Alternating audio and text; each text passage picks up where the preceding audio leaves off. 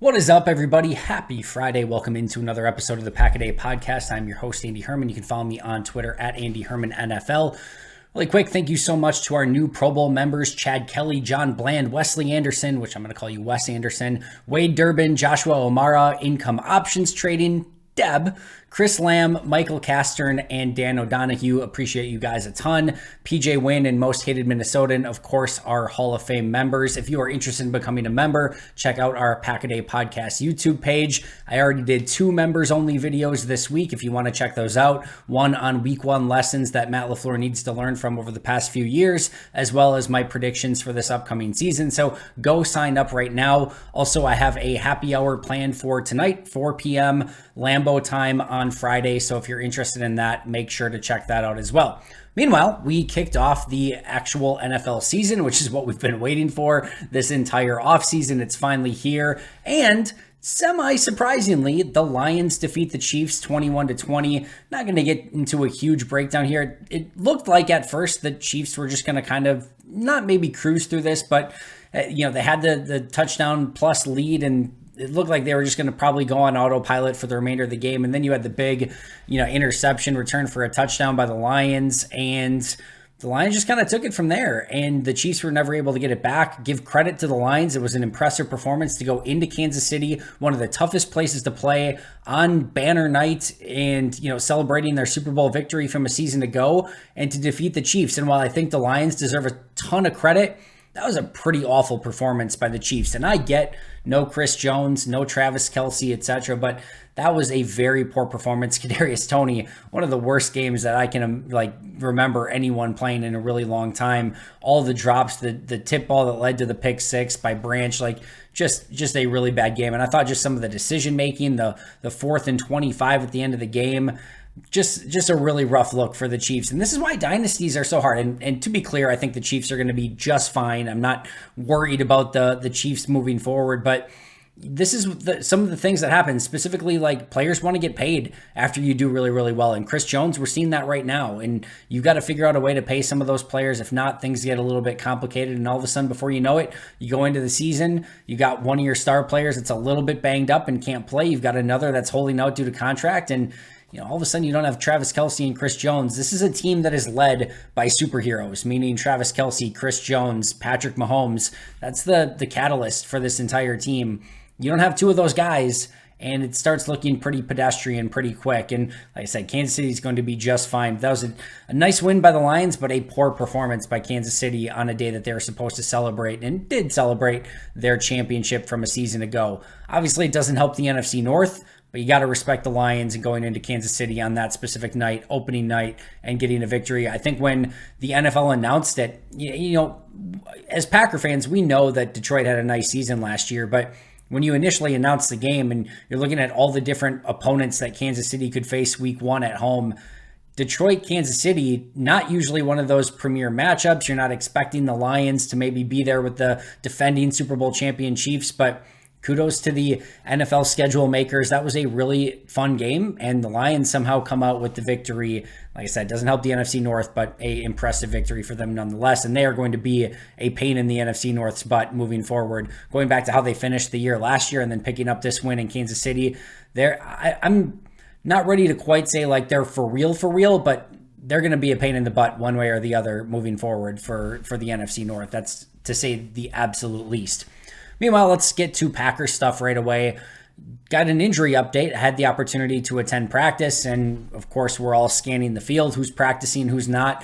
I look immediately to the sidelines where the rehab players are, and I don't see Christian Watson, and I'm excited. I'm like, all right, Christian Watson's not with the rehab group. This clearly means he's probably with the rest of the players, and they're just going through stretching. So it doesn't necessarily mean something. Even if somebody's stretching, it doesn't necessarily mean they're going to practice. But you don't see him with the rehab group, which is a good sign. You look out, and then you realize, oh, he's not there at all. And then it does sound like Matt LaFleur kind of confirmed later that he did get out there at some point. But in the portion that was open to the media, there was no Christian Watson whatsoever.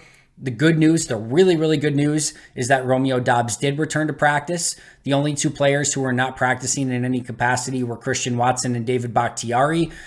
Watson, as I mentioned, came out later. We didn't see it. Matt LaFleur mentioned it in his press conference, but he did not practice.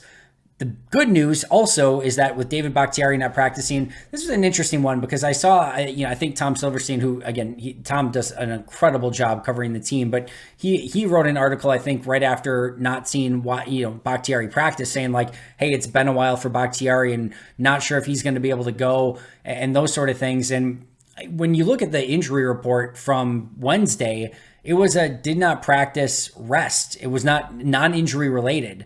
So my thought was they're probably just resting him legitimately. And I kind of thought he would play. And then when he didn't practice again on Thursday, you look at the injury report again, it's did not practice due to rest. And then Matt LaFleur says they anticipate him to go. In fact, his full quote was, he's a guy that's banked a ton of reps. He feels good physically. And so we anticipate him being out there on Sunday. Then when Bakhtiari was asked about it in the locker room, he said that his plan was to play. So it looks like Bakhtiari is going to be hopefully full go for that left tackle position. We'll see what he does. He doesn't need a ton of reps. He just doesn't. He is too good at that position. And the one thing a couple things I want to say about Bakhtiari really quick. Let's just hypothetically say that he has 1,000 reps on his body this year. And maybe it's less, maybe it's more, who knows? We don't know for sure, right? But let's just say hypothetically he has 1,000 reps on his body. Where do you want to use those reps? Do you want to use them in games or do you want to use them in practices? Because I know me personally, I would like to see them in games. No questions asked. Like if he's feeling good enough and he can go out and practice, great. But if he can't, I go back to that Lions game from 2021 when he was out for over a year with the ACL injury. And, his knee was clearly not right yet. He could only get through 30 snaps in that game before he had to leave. And then he didn't play the remainder of that season and not until the following year in week, 3 when he came back. Even in those 30 snaps in that one game, you know what he did? He went out and he looked really good. It wasn't his best game, wasn't phenomenal, wasn't all-pro David Bakhtiari, was still really good. And it didn't matter that he was rusty, that his knee wasn't right, that he hadn't played in a year. None of it mattered. He still looked really good. And you go back to last year, you know how he looked? Really freaking good. And he barely practiced last year. So I don't really care how much Bakhtiari practices. And if he does have a limited number of reps or snaps or whatever you want to call it on his body, I would prefer that those get used in an actual game and not in practice. And the last thing I want to say here is there is seemingly out of nowhere this groundswell of Bakhtiari is lazy and he doesn't want to practice and he doesn't care about the team. That is complete and utter crap. Do you know how you get to be one of the greatest technicians that I have ever seen on the offensive line? It is not by being lazy. This guy worked his butt off. This is not a player who was one of your 10.0 relative athletic score guys that just can out-freak everyone else at the position and it doesn't matter who's across from him because he's just a better athlete. That's not David Bakhtiari. This is not a guy that's just going to go out and overwhelm you, overpower you. He is just an absolute master of his craft and a complete technician at his position. And that just doesn't happen. You don't just all of a sudden wake up one morning and oh, you know what? I know how to play left tackle now. It takes an incredible amount of reps, an insane attention to detail, and a ton of extremely hard work. And I've gone over it for years. The players that I loved watching in practice more than anyone, Devontae Adams, Jair Alexander, and David Bakhtiari, because of the effort and the intensity and the focus and everything that they put into those practices. So for anyone to question this guy and say that he's not trying, the dude wanted to get back from it. It's not his fault that he had a brutal injury and his knee didn't recover right from it. What do you want the guy to do? I promise you, this is not a guy that took days off at practice. This is not a guy that coasted through training camps. And even when he's out there, when he does practice, it's the same thing. He is working his butt off to make sure that he is the best left tackle that he can possibly be. So this idea that Bakhtiari is lazy and not trying to come back from the injury and he's just, resting on his laurels and, taking all of his millions and just, whatever, it's complete BS. 100%.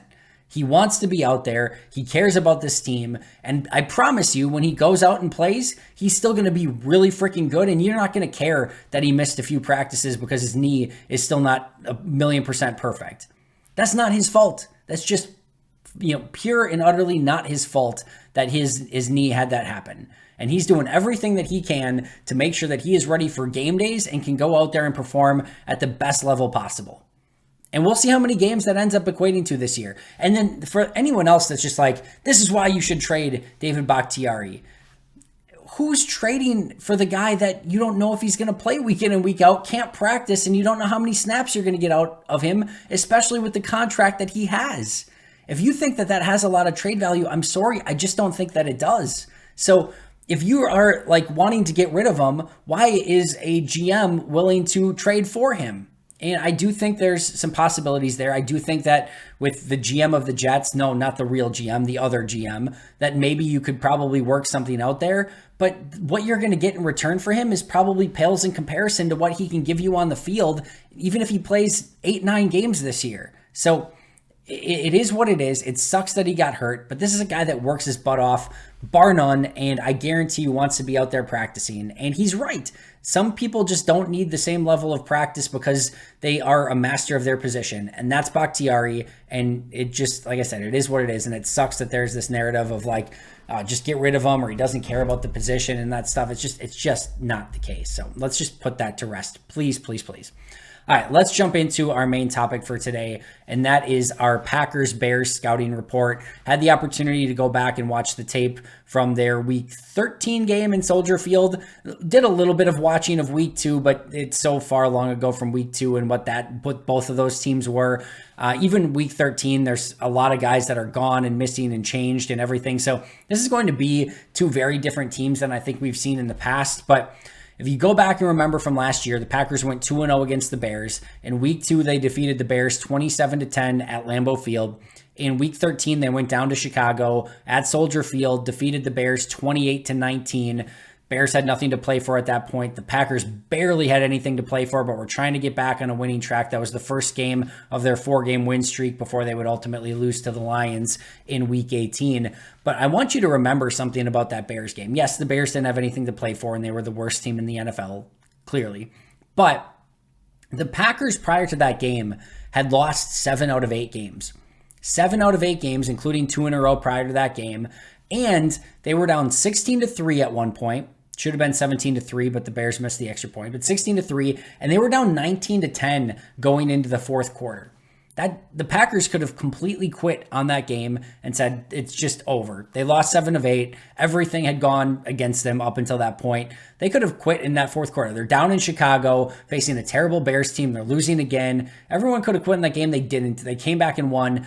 I'm hesitant to give a team like too many flowers for beating the worst team in football when they had nothing to play for. So it is what it is. But they still could have quit in that game and they didn't. And I think it was noteworthy nonetheless. And I think a huge reason why they had the opportunity to go on that run at the end of the year and even have a chance at the playoffs.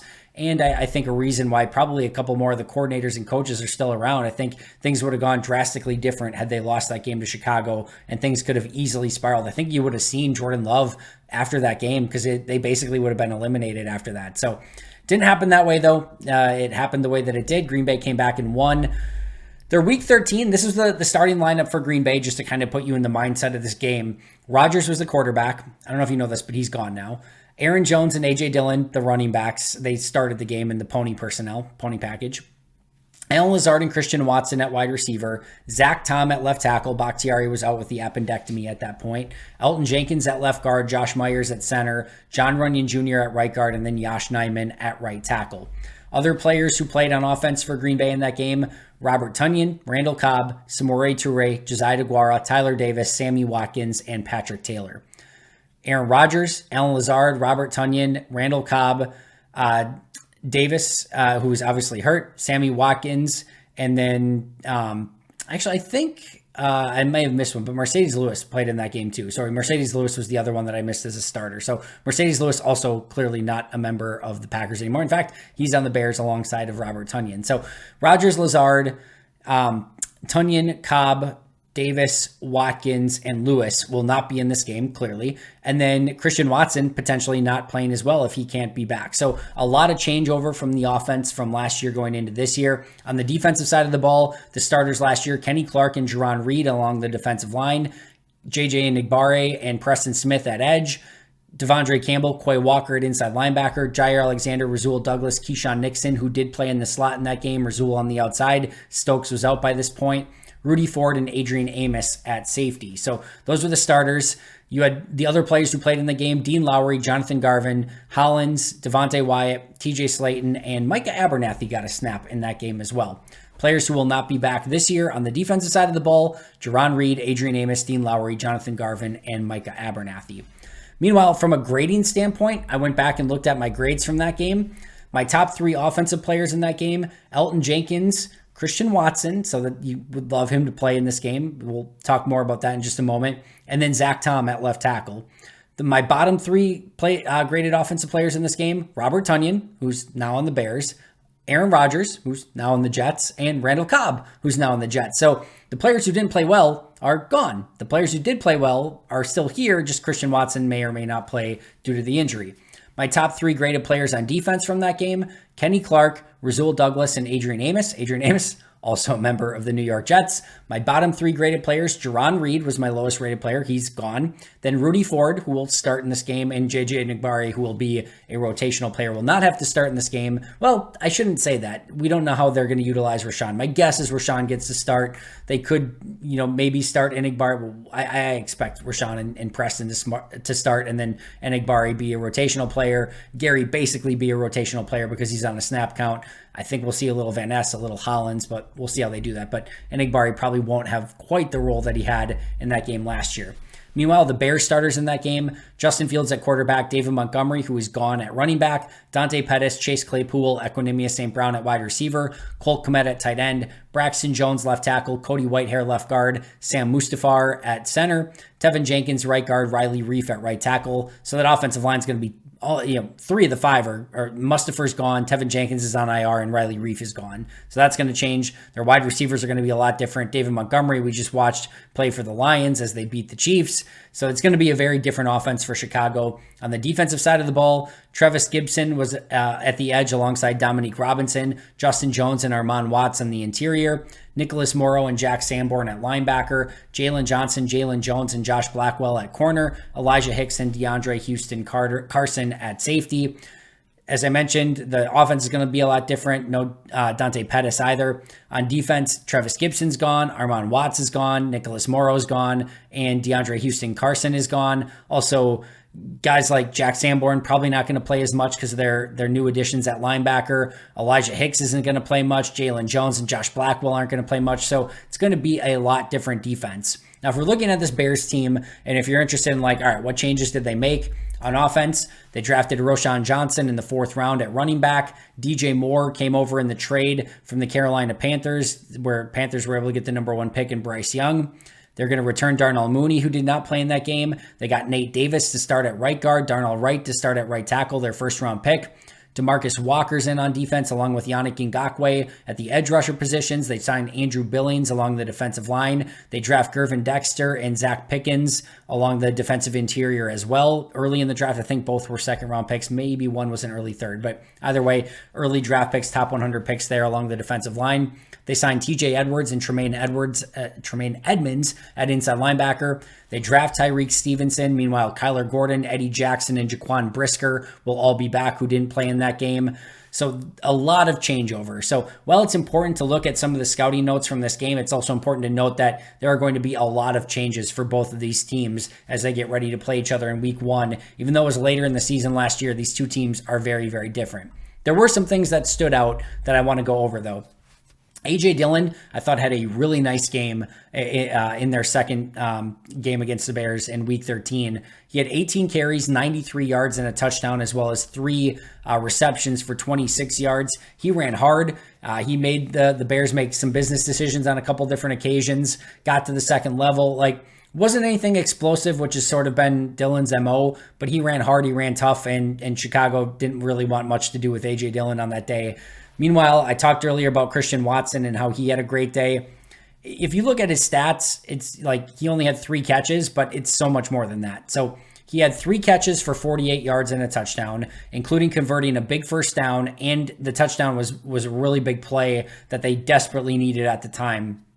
He also had a carry for 46 yards and a touchdown on a little jet sweep that basically basically sealed the game at that point. He also drew a big pass interference penalty, so he had a huge impact in that game. They did not have Romeo Doubs, so those things could switch if things stay the same right now. If Doubs is able to play and Watson is not. Last year they had Watson but not Doubs, so that is going to be a pretty significant change if that does ultimately take place. As I mentioned, Keyshawn Nixon was in the slot in that game. A couple big plays of note.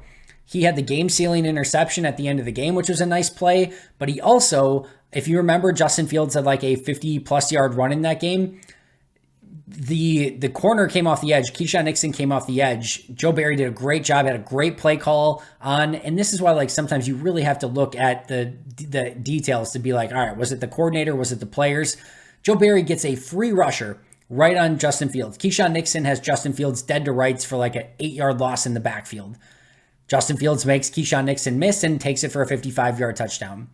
Joe Barry put his player in a position to succeed, and Nixon just could not make the play. So that's going to be something to keep an eye on, is can Nixon make that play this time? Because he's probably going to get, in a situation where he's got to go make a play on Justin Fields in this game as well. He made a great play on the back end to pick off a ball that ended the game, but he needs to make those tackles in the backfield as well. That's something he's done a good job of in preseason and in camp.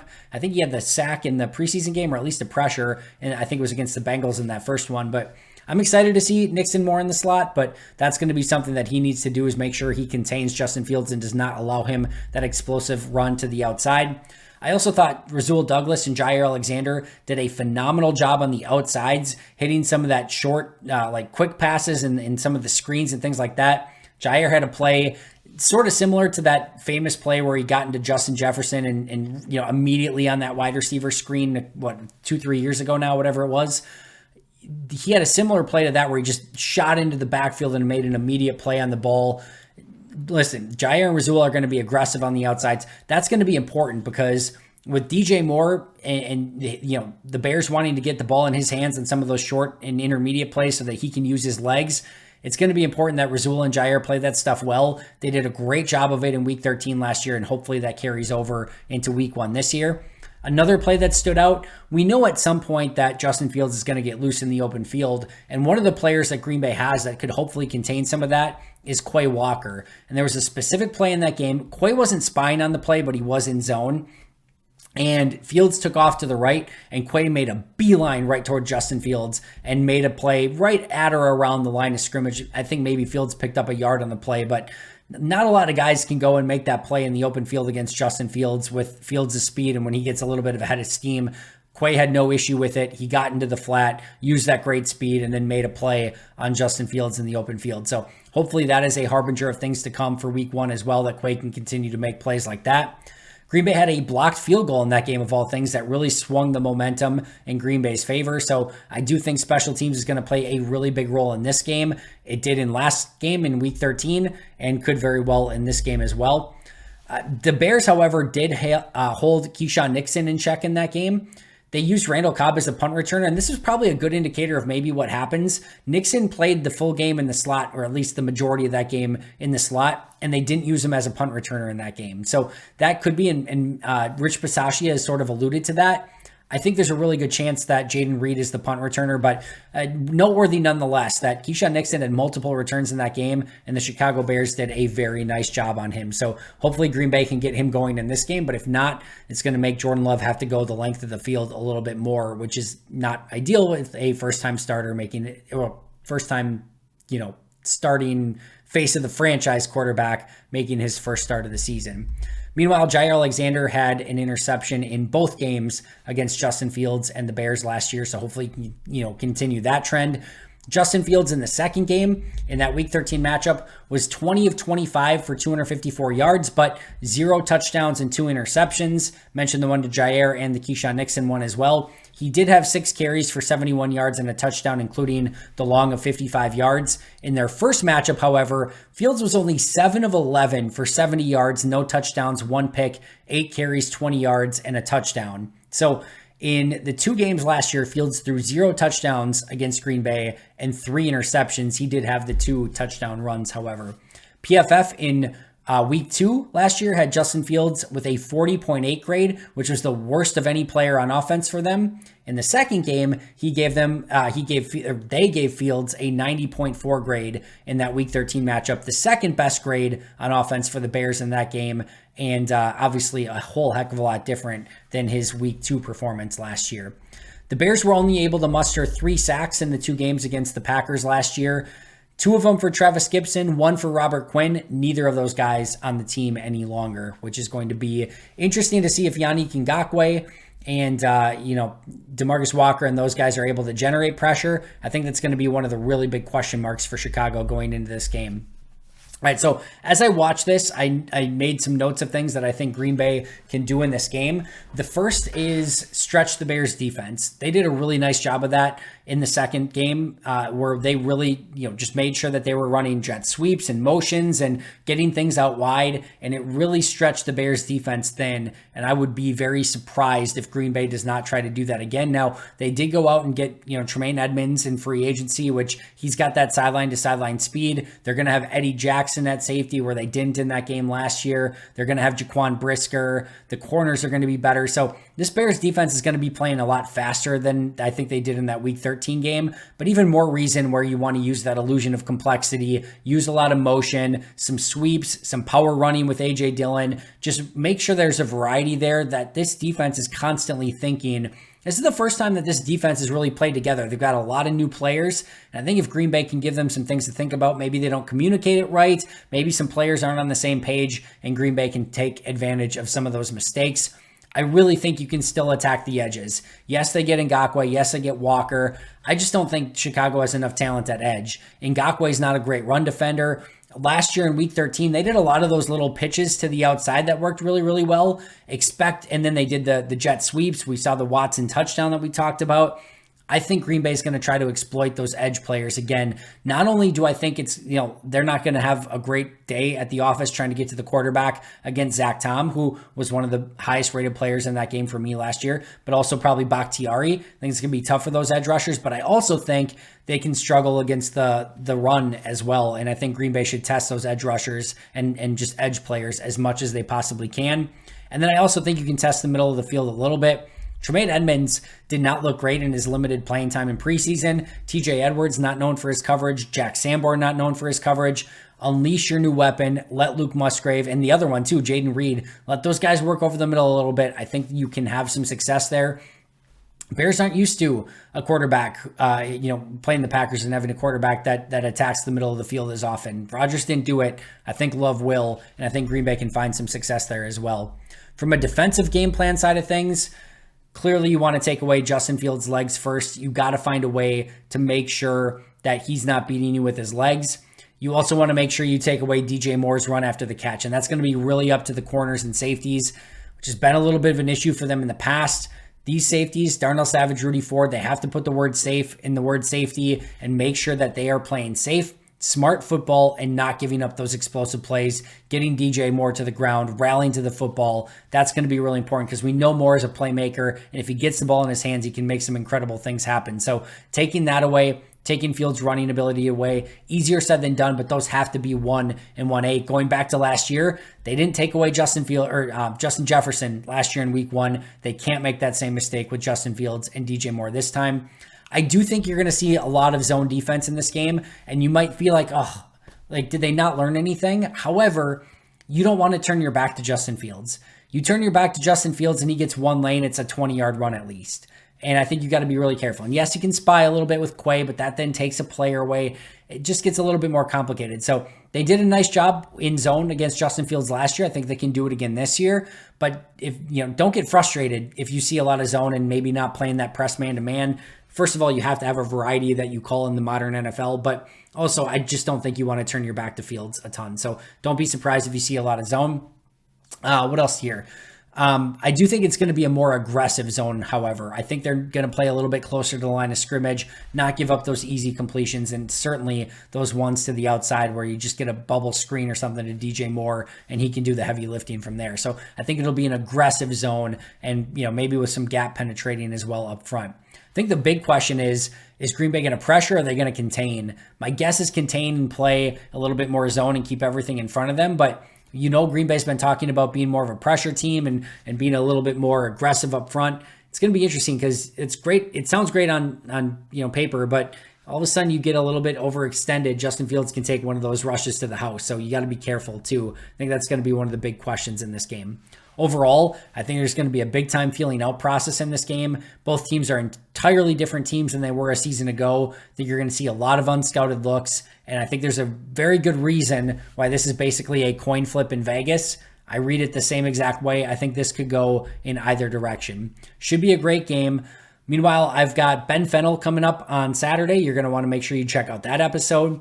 We got the pregame show on Sunday. I'm going to be doing a live postgame show as soon as the game is done, so make sure to check that out as well. I'm going to be doing happy hour on today, Friday, 4 p.m. Lambeau time. Make sure you check that out. Subscribe, like, comment, look into memberships if you're interested. And, while you're at it, do something nice for someone today as well. That does it for me today. I will see you guys right back, hopefully here tonight on happy hour, but also right back here tomorrow with an all-new episode. But until next time, and as always, go Pack Go.